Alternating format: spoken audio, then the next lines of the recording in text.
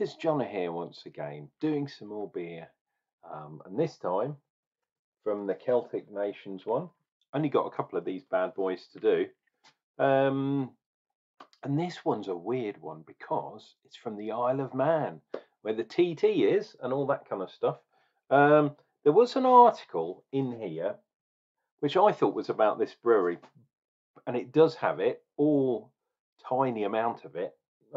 It's more about the Isle of Man itself. So, yeah, I wasn't going to show you that, dear viewer. Here is the beer we're having today, and it is a collaboration beer. It's Kaneens, but with Brewing by Numbers, and it's their pale ale. And interestingly, their pale ale is at 5.2% on the ABV, which is pretty cool. And look, there's a running a hare, or is that a rabbit? It looks like a hare. Very simple design, which I quite like. I like the simple designs.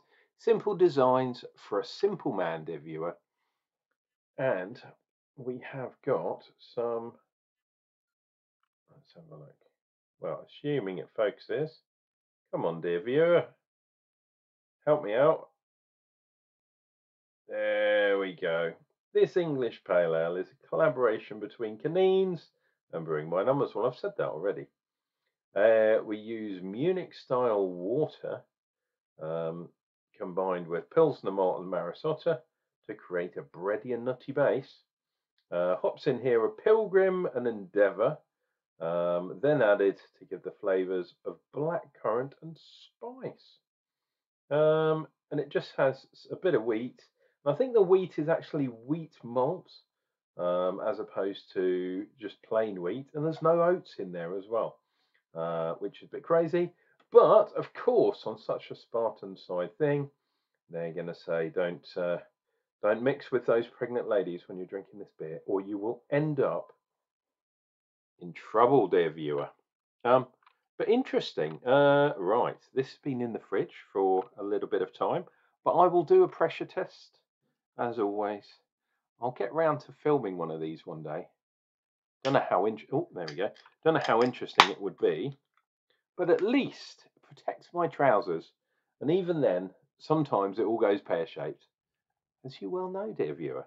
And if you're new to the challenge, if you're new to the channel, why not join the Jonah Army? Click like and subscribe, and all that kind of good stuff, because we are drinking lots of beer. Beer over here. Exactamundo. Right, let's have a look. That one is on the wrong side today, or I could put it on the other side. Why not? It's the opportunity when the label is on that side. There we go. Are we off? All slightly off. There we go. Something like that. You'll have seen that on the front of this video. I'll have worked it out by that time, dear viewer. Come on. Now, that was pouring very, very clear right until the last possible minute. And I don't know if you can see if it's going to focus on there. See if we can get it to focus on the top. Look at that, lovely, lovely stuff. Lovely head, probably half a finger's head. But, dear viewer, I can see some floating things in there. So that is instantly going to drop some points. They're on my side of the glass, but it's not, for some reason, it's not focusing on the glass, but there's definitely some floaty bits in there. You can see the carbonation, but there are definitely some floaters in there, which unfortunately is not a sign of quality in my book. I think a lot of people will agree. I am getting some bready stuff from there. That's interesting. But what I'm not getting is blackcurrant.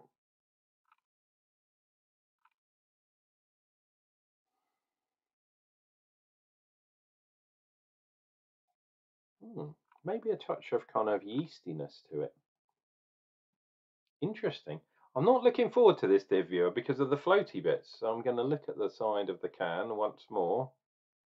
Blackcurrant and spice, it says.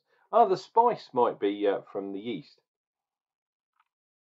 which I'm definitely getting. I'm really hoping that these floaty bits aren't something a bit gnarly. Can you see them at the bottom? Yeah, there you go.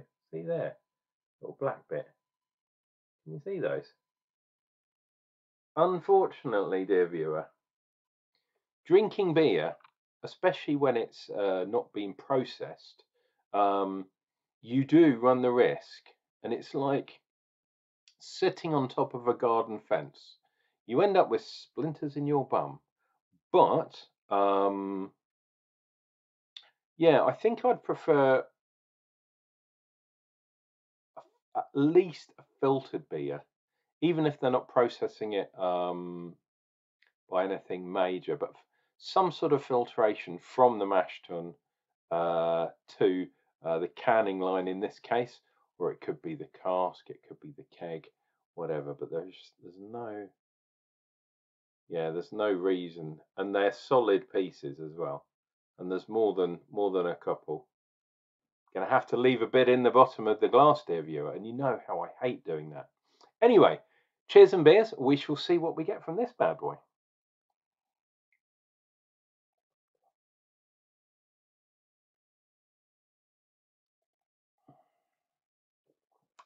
Wow, interesting. So yes, I am getting some distinct kind of berry notes from this bad boy. I'll have to look into those hops.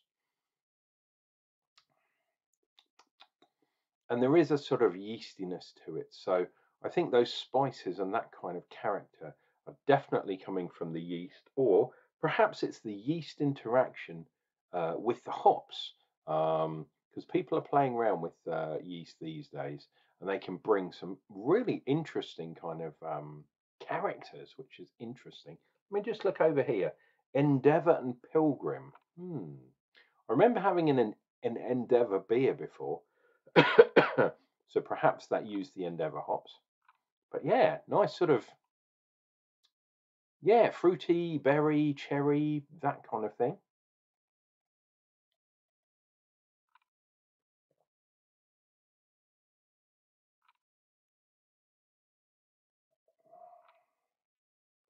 Ooh. Hmm. There is a little bit of spice. There's definitely that biscuitness in there. Um, yeah, so it's like having a jam on a biscuit, but there's also some sort of, yeah, there is some green hop type thing going on, some greenery, should I say. So it's not all about the kind of fruits and stuff. But I tell you what, it's quite interesting to try a pale ale, which is more of a traditional kind of British pale ale style than all the kind of East Coast NEPAs and West Coast IPAs and all this kind of nonsense. It's nice to have a traditional English or British pale ale, which we don't seem to have these much anymore. But hey, what do I know, dear viewer? Well, I know quite a lot. I'm a, I've got a certificate, don't you know? For those of you that haven't seen that, yeah, I'm now a sophisticated. I've always been sophisticated, a certificated beer judge. So happy days. The only down thing, and this is so like this is. Oh, it almost made me want to cry. It really did, dear viewer, this afternoon. I found out that just days after me signing up to be a CBOB judge, so Champion Beer of Britain judge, the GBBF for 2024 has actually been cancelled. So next year's biggest beer festival in our country, that's the UK, has been cancelled. They say it's coming back the year after, but we did close down for a couple of years during COVID. So yeah, it's such a shame. They did say that they are still going to run the competition to find out the champion beer of Britain, but it won't be held at the beer festival. So yeah, I'm really, really disappointed. It's yeah, it's not what you want to hear at all. Right. I'm getting worried because these floaty things are not settling out at all. So I'm going to have one more sip and then I will get you on your way, dear viewer. And you can enjoy the rest of your evening without listening to Uncle John's dulcet tones. And I might even have another sneaky beer.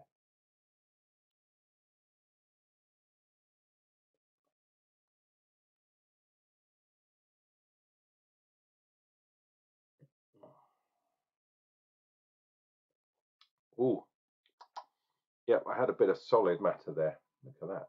Really, really nice tide line there. But yeah, unfortunately, there are far too many floaty bits in this beer to be a good one. I'll have to mark that a 2 out of 5, I think. And it's weird because I really like to try the traditional ales from around the country, and the Isle of Man is quite unusual. But there we go, brewing by numbers, and Kaneens, the pale ale. Yeah, I think 2 out of 5 is all I will give that beer. Anyway, dear viewer, 'tis only a Monday. There's plenty of drinking days left before Christmas, and I'm going to have some more beers. You guys take care of each other. Take care of yourselves. Remember to drink some beer, and we'll definitely be back with more beer reviews real soon.